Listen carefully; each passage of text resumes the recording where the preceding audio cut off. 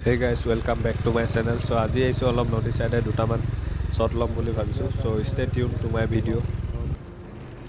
So guys, বহুত দিন blog কৰাই নাই আৰু এটো ভিডিও তেনেকে ব্লগ নহয় আৰু এনে জাস্ট দুটামান শট দেখাম আপোনালোকক নদীখনৰ ভিউ দুটামান দেখাম. So চাই দিব ভিডিওটো. So guys, এতিয়া পাই যাম জায়গাটো আৰু জায়গাটো হৈছে হেদিনা ইয়াৰ আগৰ ভিডিওটো আপোনালোকে চাইছে দিল্লীখাত. So হেফালে পা যোনখন ৰিভাৰ আহিছে দিসাং ৰিভাৰ. So সেই দিসাং ৰিভাৰ এটো সাইডে অলপ নতুনকে ব্ৰিজ এখন হ'ল.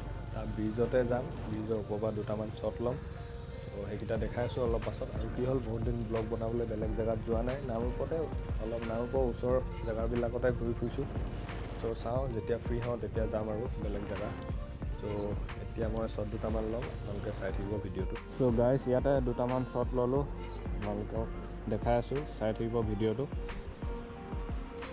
এখন হৈছে দিসাং ৰিভাৰ এইফালে দিল্লীঘাট চাইডৰ পৰা আহিছে